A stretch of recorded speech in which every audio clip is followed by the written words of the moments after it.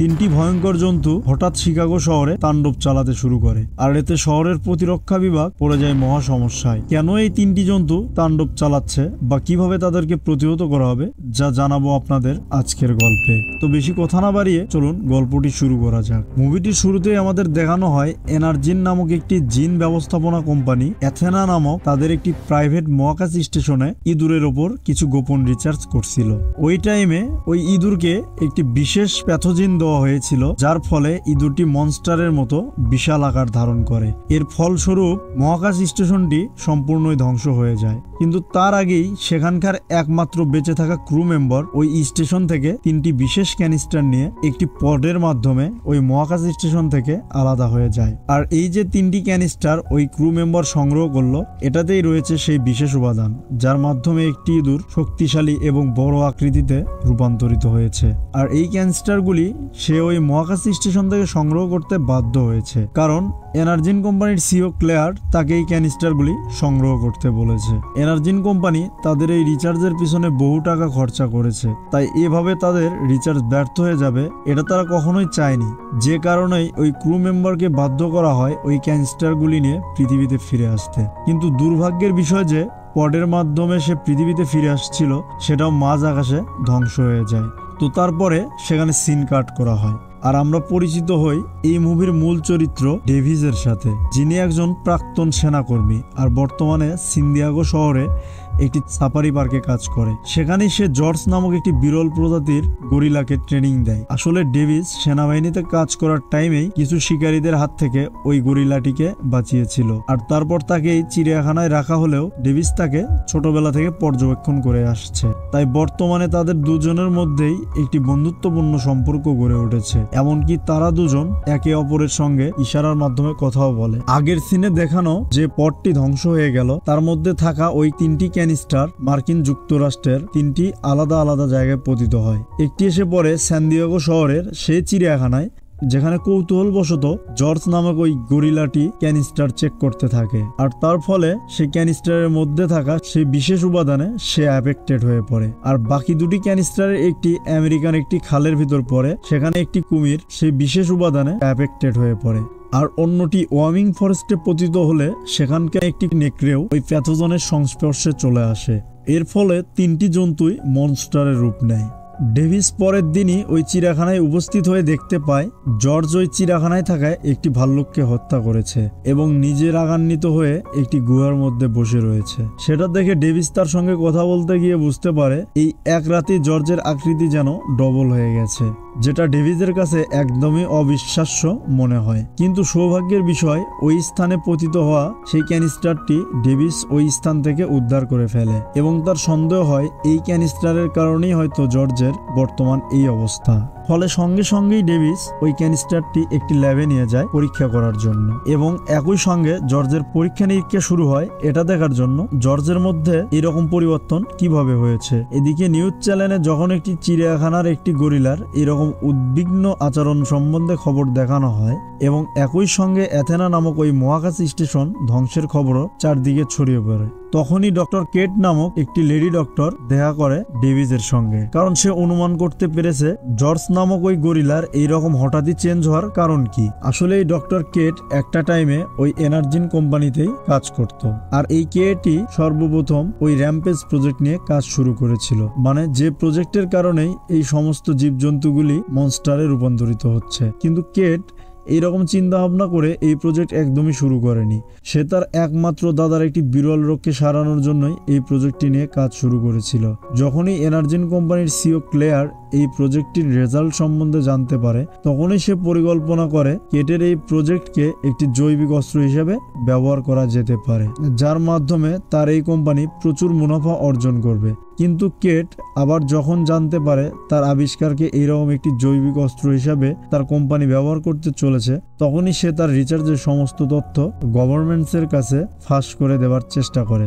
যদিও ক্লেয়ার তার প্ল্যান মাফিক কেটকে চুরির দায়ে অ্যারেস্ট করিয়ে দেয় এবং শাস্তি স্বরূপ তার 6 মাসের জেলও হয়ে যায়। সেই টাইমেই তার অসুস্থ দাদা চিকিৎসার অভাবে মারাও যায়। ফলে কারাগার থেকে মুক্তি পেয়েই কেট আবারও চেষ্টা করতে শুরু করে এনার্জিনের ওই র্যাম্পেজ প্রজেক্ট গভর্নমেন্টের সামনে কিভাবে উন্মুক্ত করা যায়। আর বর্তমানে সে ডেভিসের সঙ্গে দেখা করতে এসেছে এই কারণেই, কারণ ডেভিসের সঙ্গে থাকা ওই ক্যান্সারটি উদ্ধার করলে হয়তো কেট অনেক কিছুই প্রমাণ করতে পারবে। যাই হোক, এখানে কেট এবং ডেভিস দুজন মিলে যখন জর্জকে একটু পর্যবেক্ষণ করতে শুরু করে, ঠিক সেই টাইমে জর্জ আবারও রাগান্বিত হয়ে তার খাঁচা ভেঙে ওই বিল্ডিং থেকে বাইরে বেরিয়ে পড়ে। যদিও ডেভিস তার পিছু নিয়ে কোনো ক্রমে তাকে শান্ত করলেও শীঘ্রই এজেন্ট হার্বের নেতৃত্বে একটি সরকারি দল ওই স্থানে উপস্থিত হয়ে জর্জকে অজ্ঞান করে তাকে বন্দী বানায়। ওইদিকে দেখা যায় এনার্জিন কোম্পানির সিও ক্লেয়ার যখন জানতে পারে ওই 3টি ক্যান্সার মার্কিন যুক্তরাষ্ট্রেরই বিভিন্ন জায়গায় পতিত হয়েছে, তখনই সে বার্ক নামক একটি ভাড়াটে গুন্ডাকে দায়িত্ব দেয় যে কোনো উপায়ে ওই ক্যান্সারগুলি উদ্ধার করে আনতে, কারণ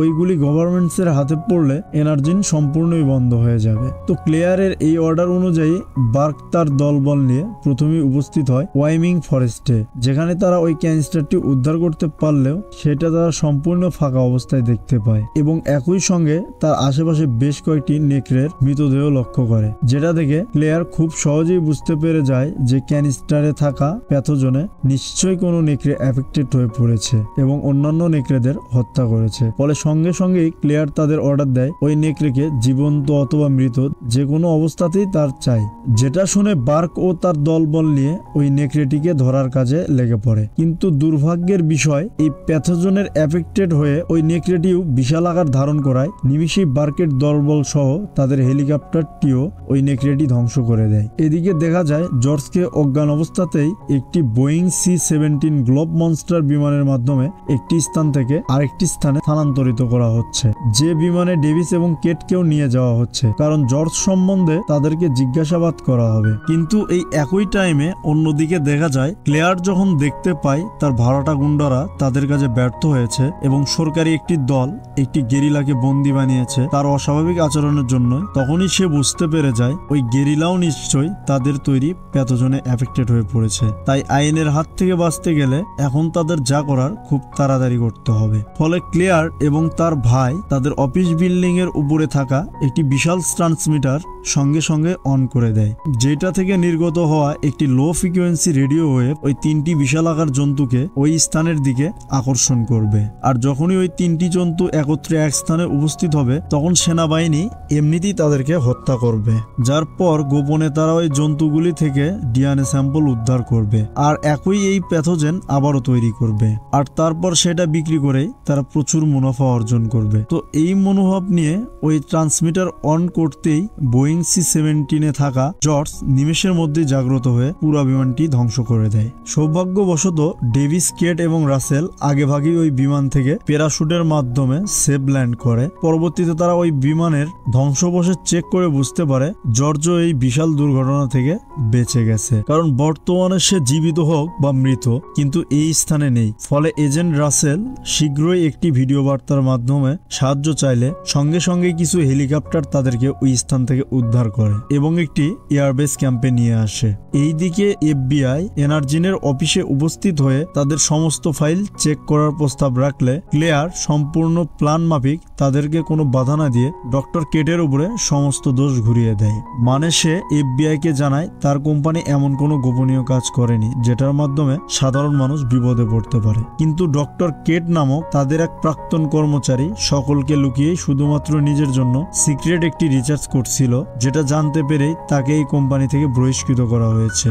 আর যেহেতু ডক্টর কেটের ক্রিমিনাল ব্যাকগ্রাউন্ডও রয়েছে, তাই এফবিআইও মিস ক্লেয়ারের এই কথায় বিশ্বাস করে নেয়। ফলে ওই বেস ক্যাম্পে উপস্থিত হওয়ার পরেই এক কর্নেল এফবিআই এর নির্দেশ মতো ডেভিস এবং কেটকে বন্দি বানিয়ে দেয়। যদিও ডেভিস এবং কেট ওই বেস ক্যাম্পই যখন জানতে পারে জর্জ এবং ওই নেকড়ে দুজনেই শিকাগো শহরের দিকে একত্রে অগ্রসর হচ্ছে, তখনই ডক্টর কেট অনুমান করে এনার্জিন হয়তো এমন কোনো গোপন সিগন্যাল প্রেরণ করেছে যেটাকে বন্ধ করার জন্যই এই সমস্ত মনস্টাররূপী দত্তগুলি সেই দিকে অগ্রসর হচ্ছে। তাই এখন তাদের যত শীঘ্রই সম্ভব শিকাগো শহরে পৌঁছাতে হবে, কারণ ডক্টর কেট এটাও অনুমান করে শহরে এনার্জিনের হেড অফিসে নিশ্চয়ই এমন কোনো অ্যান্টিডোট থাকবে যেটা ইউজ করে এই সমস্ত দৈত্যরূপী জন্তুগুলোকে আবার আগের অবস্থায় ফিরিয়ে আনা যেতে পারে।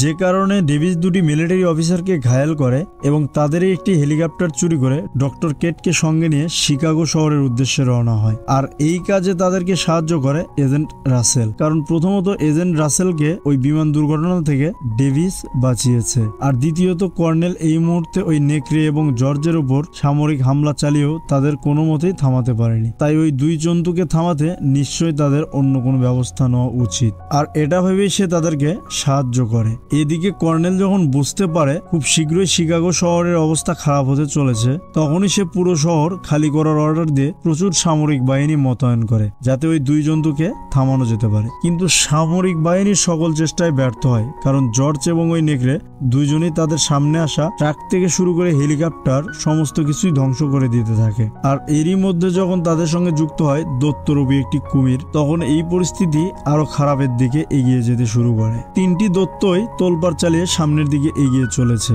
এনার্জিনের ওই ট্রান্সমিটার অফ করার জন্য।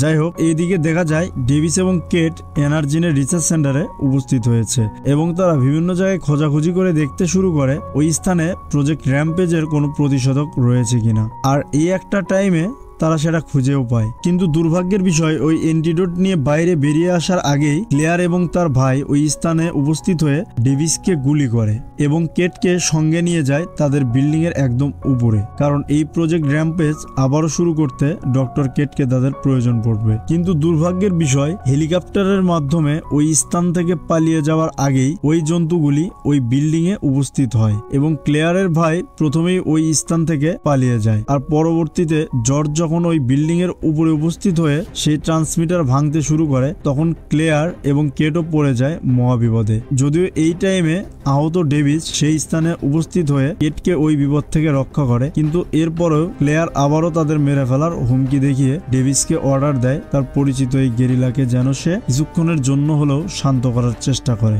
যাতে সেই টাইমে ক্লেয়ার সেখান থেকে পালাতে পারে। কিন্তু ডেভিস তার চেষ্টা করার আগেই জর্জ ক্লেয়ারকে সম্পূর্ণ গিলে ফেলে, ফলে ক্লেয়ারের ব্যাগে থাকা ওই প্রজেক্ট র্যাম্পেজের একটি প্রতিষেধকও জর্জের মধ্যে চলে যায়। সে কারণেই জর্জ ধীরে ধীরে আবারও আগের অবস্থায় ফিরতে শুরু করে, মানে সে যে হঠাৎ করে রাগান্বিত হয়ে পড়ছিল সেটা থেকে সে মুক্তি পায়। এদিকে দেখা যায় এজেন্ট রাসেলও ওই বিল্ডিং এ উপস্থিত হয়ে ক্লিয়ারের ভাইয়ের কাছ থেকে তার কোম্পানির সমস্ত নথিপত্র হাতিয়ে নেয়, যার পরও ব্রেড ওই স্থান থেকে পালানোর চেষ্টা করলে একটি ধ্বংসস্তূপের তলায় চাপা পড়ে সে ওই স্থানেই মারা যায়। এদিকে ওই বিশাল আকৃতির নেকড়ে এবং কুমির ওই বিল্ডিং এ তাণ্ডব চালাতে শুরু করলে নিমেষের মধ্যে ওই বিল্ডিং ধ্বংস হয়ে যায়। যদিও ডেভিস এবং কেট ওই বিল্ডিং এর উপরে থাকা একটি হেলিকপ্টারে ক্র্যাশ ল্যান্ডিং এর মাধ্যমে ধ্বংস হওয়া থেকে বেঁচে যায়, কিন্তু এখনো আসল বিপদ কাটেনি, কারণ ওই জন্তুগুলি এখন নিজেদের মধ্যে লড়াই করতে শুরু করে। আর তাদেরকে থামানোর জন্যই কর্নেল তার সামরিক বাহিনীকে অর্ডার দিয়েছে ওই শহরে একটি বড় বিস্ফোরণ ঘটানোর, যে কারণে একটি GBU-43 বিমানও রওনা করা হয়েছে শিকাগো শহরে হামলা চালানোর জন্য। কিন্তু এখনো এই শহরে বহু সাধারণ মানুষ রয়েছে যারা ওই বিস্ফোরণের ফলে মারা যাবে। ফলে ডেভিস সঙ্গে সঙ্গে ডক্টর কেটকে অনুরোধ করে সে যেন যে কোনো উপায়ে এজেন্ট রাসেলের সঙ্গে দেখা করে আর এই বিস্ফোরণ আটকায়। ফলে কথা অনুযায়ী ডক্টর কেটও একটি গাড়ি নিয়ে সোজা উপস্থিত হয় রাসেলের কাছে, যে কেটের থেকে শোনার পর কর্নেলকে ফোন করে রিকোয়েস্ট করে তিনি যেন এই বিস্ফোরণ আটকে দেন, কারণ ওই স্থানে এখনো অনেক সাধারণ মানুষ রয়েছে আর এই জন্তুদের আটকানোর জন্য আলাদা ব্যবস্থাও তারা করে ফেলেছে। ফলে এজেন্ট রাসেলের কথা শুনে কর্নেল যখন ওই স্থানের ভিডিও দেখতে শুরু করে, তখন এসে দেখতে পায় ডেভিস এবং জর্জ দুজনে মিলে ওই দুই মনস্টারের বিরুদ্ধে লড়াই শুরু করেছে। আর এদিকে অ্যান্টিডোটের ফলে জর্জের রাগও কমে গেছে আর এখন সে ডেভিসের সমস্ত কথাই শুনছে। তো জর্জের সাহায্যে ডেভিস ওই নেকড়েকে প্ল্যান মাফিক সেই কুমিরের সামনে উপস্থিত করলে কুমিরটি নিমেষেই ওই নেকড়ের মাথা ছিঁড়ে তাকে হত্যা করে। কিন্তু এরপরেই কুমির অগ্রসর হয় জর্জের দিকে, যেটা থেকে ডেভিস তাকে বিভিন্ন উপায়ে আটকানোর চেষ্টা করে যাতে জর্জ তার হাত থেকে বাঁচতে পারে। কিন্তু লাস্ট পর্যন্ত দেখা যায় জর্জ তার হাতে গুরুতরভাবে আহত হয়ে পড়লেও একটি বড় রড সেই কুমিরের চোখে ঢুকিয়ে জর্জ তাকে হত্যা করে ফেলে। ফলে বিপদ কেটে গেছে দেখে কর্নেল ওই শহরে বোম নিক্ষেপ স্থগিত রাখে এবং পুরো শহর একটি বড় বিপদ থেকে মুক্তি পায়। আর এখানে এই মুভিটি সমাপ্ত হয়। তো বন্ধুরা, কেমন লাগলো আজকের এই ভিডিও অবশ্যই কমেন্টে জানাবেন, আর ভিডিওটি ভালো লাগলে লাইক এবং সাবস্ক্রাইব করে দিবেন। আর আবার আমাদের গল্প হবে পরবর্তী কোনো ভিডিওতে।